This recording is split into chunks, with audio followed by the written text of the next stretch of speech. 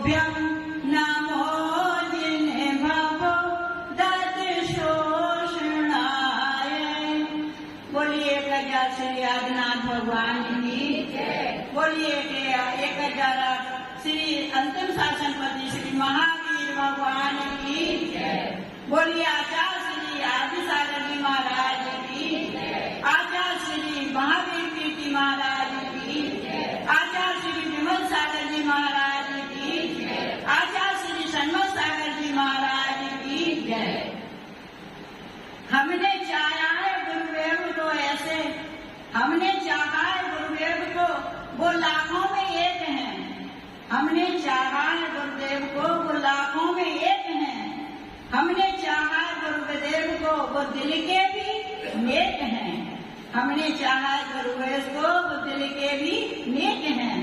गुरुवर की दीवानी तो सारी दुनिया है, गुरुवर की दीवानी तो सारी दुनिया है, मगर हमारी तो दुनिया में गुरुदेव हैं।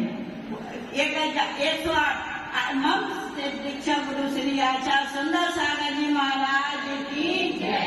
समस्त आचार्य संघ की 3 करोड़ मुराराज की जय। जिगवाणी माता की जय। मंचा श्री आचार्य श्री बंदानी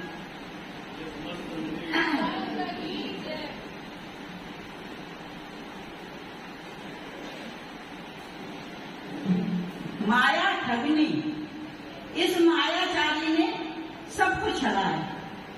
माया ठगनी, इस मायाचारी ने इस छल को संसार में प्रत्येक प्राणी को अपना कब्जा कर लिया है।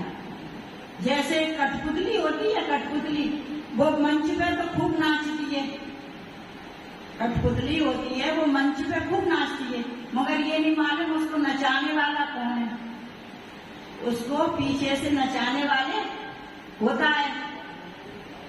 इसी तरह सभी प्राणी मायाचारी में ठगे जाते हैं। संकेत पर नाचने वाला कौन है? माया। तो कहते हैं माया तो ठगनी भई ठगन फिरत संसार। माया तो ठगनी भई ठगत फिरत संसार।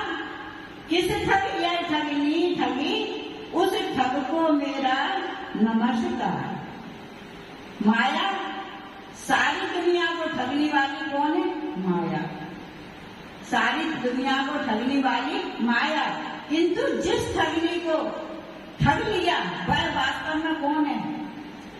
जिस ठग को ठग लिया वह वास्तव में सबसे बड़ा ज्ञानी है। जिस ठग ने माया को ठग लिया वह सबसे बड़ा ज्ञानी है। हर आदमी माया के पीछे भागता है, माया के पीछे भागता है। कोई भी ज्ञानी, विज्ञानी, नीतिकार, रावण जैसे महापंडित, उनने भी माया को ठगा, सीता को ठगा। सीता को प्राप्त करने के लिए अपनी माया जाल रचाया, साधु का भेद रचाया। जब राम लक्ष्मण सीता को लक्ष्मण रेखा खींच के बाहर गए तो वैसे ही उन्हें साधु का भेष बनाकर रावण ने और सीता को प्राप्त करने के लिए साधु का भेष बनाकर भिक्षा के रूप में भिक्षा लेने को गए। तो लक्ष्मण रेखा खींची थी तो बोली कि नहीं मैं ऐसे भिक्षा ग्रहण नहीं करूंगा जब तक बाहर नहीं आओगे। तो जैसे ही सीता बाहर आती है वैसे ही रावण प्राप्त करके ले जाता है ग्रहण करके। तो कहते हैं कि माया बनाकर माया ठगनी ऐसी है, किसी को नहीं छोड़ती है। तो एक सेठ जी थे और एक राजा थे। देखो माया कहाँ कहाँ पर ठगती फिरती है। उन दोनों में सेठ जी में और राजा में बड़ा प्रेम था, बहुत प्रेम से रहते थे, बड़ी मित्रता थी। और माया एक ऐसी होती है कि अशुभ कर्म का उदय आ जाए तो वो सारी चली जाती है ठग के। तो सेठ जी के पास पैसा बिल्कुल खत्म हो गया, गरीब हो गए सेठ जी बेचारे। और सेठ जी और राजा में तो बहुत दोस्ती थी, बहुत रहती थी, फिर भी सेठ राजा ने उनको बहुत अच्छे से रखा। मगर रहते रहते भी अब बहुत दिन हो गए राजा को, सेठ जी को। तो सेठ जी ने कहा अब राजा से कुछ पैसा लिया जाए, अपना व्यापार शुरू किया जाए, ऐसे तो राजा के साथ में कब तक बने रहेंगे। तो सेठ जी ने एक दिन राजा से बोला, राजा जी हमें कुछ मदद चाहिए आपकी, जो हम अगर अलग व्यापार करें। तो राजा ने कहा ठीक है, कोई बात नहीं, कल तुम 2 बजे आ जाना और 2 बजे से 4 बजे तक मेरे खजाने में रत्नों का खजाना है, उसमें चले जाना और जितना चाहिए उतना ले आना। देखो भाग्य में जब होता नहीं है तो चाहे खजाने के खजाने मिल जाए मगर फिर भी नहीं मिलेगा। तो उसने कहा ठीक है। तो बड़ा खुश हुआ। वो 2 बजे ठीक पहुंच गया। 2 बजे जैसे ही पहुंचे दरबारियों ने खजाना खोल दिया। राजा जैसे ही सेठ जी जैसे ही जाते हैं और देखते हैं कि वहां पर तो बड़े अच्छे अच्छे खिलौने, चित्रकार खेलने वाले खिलौने, खूब अच्छे अच्छे खिलौने थे वहां पर। तो राजा देख के दंग रह गया। सेठ जी दंग रह गए, खिलौने में ही लग गए खेलने में। खिलौने में ऐसे खेलते खेलते 2 बज गए। दरबारियों ने निकाल दिया कि भाई टाइम हो गया, निकलो।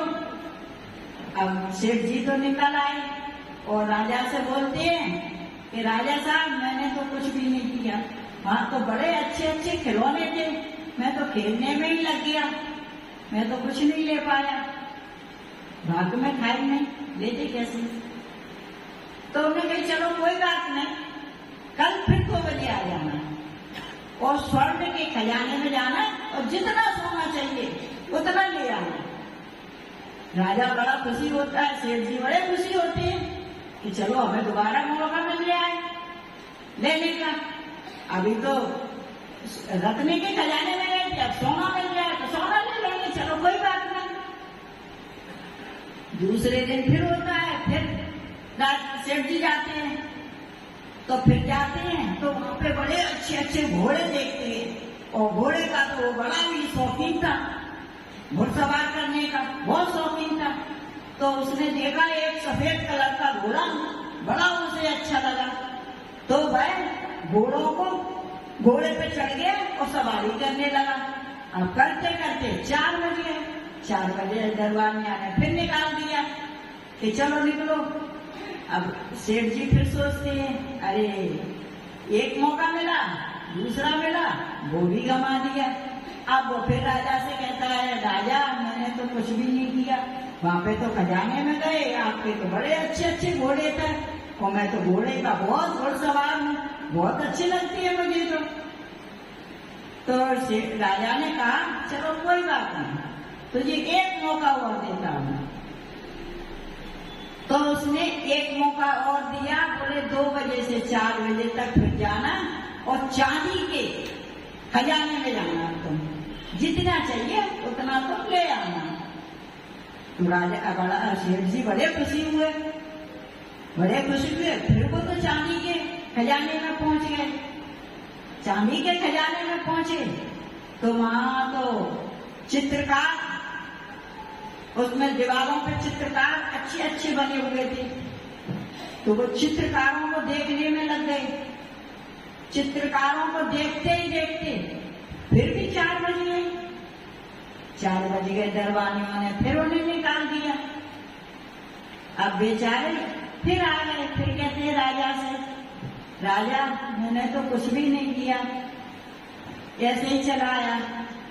तो बोले मैंने 1 मौका नहीं, 2 मौका नहीं, मैंने 3 मौका दे दिए आपको और तीनों मौका आपने ऐसे ही गंवा दिए। चलो कोई बात नहीं, 1 मौका तुम्हें और देता हूँ भाई, तुम नहीं ले पाए तो 1 मौका और देता हूँ, उसमें ही सुधर जाना। तो सेठ जी फिर बड़े खुश हुए कि चलो हमको एक राजा इतना बढ़िया है सेठ जी कि देखो हमको मौका दे रहे आए राजा, 1 दिया, 2 दिया, 3 दिया, अब 4था भी दे दिया है हमें, तो हम चलो अच्छा है। तो बोले अब तांबे के खजाने में जाना और जितना तांबा चाहिए ले आना। सेठ जी जाती है तांबे के खजाने में, जैसे ही खजाना खुलता है तो वहां पे तो स्प्रिंगदार पलंग पड़े हुए थे, बड़े अच्छे पलंग थे।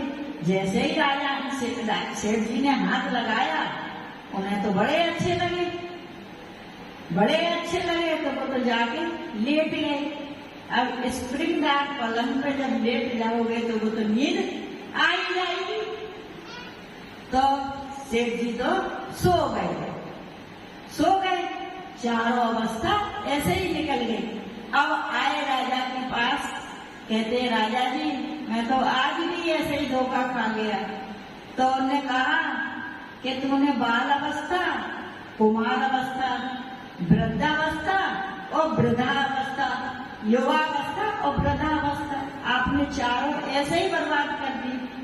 बाल अवस्था आपने खेलने में बर्बाद कर दी, और कुमार अवस्था आई तो घोड़े में बर्बाद कर दी, खेलने में ही तूने, और जैसे वृद्धावस्था आई तो लिखने पढ़ने में ही तूने कर दी, और जब वृद्धावस्था आई तो सोते ही के बुढ़ापे में क्या करते हैं, चारों बालापन ऐसे ही चले गए। आपने सोचा ही नहीं कि मैंने क्या कहा था कि चार मिलती हैं, उसमें आप क्यों ही गंवा दिया। तो ये जिंदगी में अपन आए हैं तो क्या करके जा रहे हैं, कुछ करके जा रहे हैं।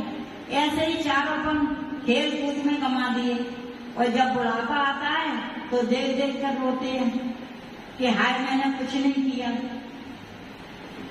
तो कहते नहीं है कि क्या कमाया रे तूने आकर के संसार में, क्या कमाया रे तूने आकर के संसार में, पाप कमाया रे, ओहो पाप कमाया रे तूने आकर के संसार में, पाप कमाया रे तूने आकर के संसार में।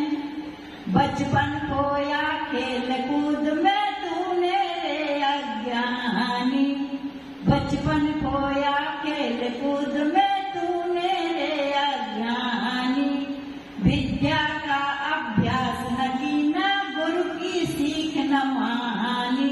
अब आचार्य माता जी कितना घोर घोर के पढ़ा रहे तुम्हें, और बताओ कोई पीता है, जितना पी पाओ उतना पी लो, बहती गंगा नदी आई है, जितना पीना है भरना है घड़ा उतना भर लो, नहीं चले जाएंगे तो फिर क्या पछताते रह जाओगे, क्या हाय हमने कुछ भी नहीं कर पाया, इतना बड़ा संग आया और हम कुछ भी नहीं कर पाए।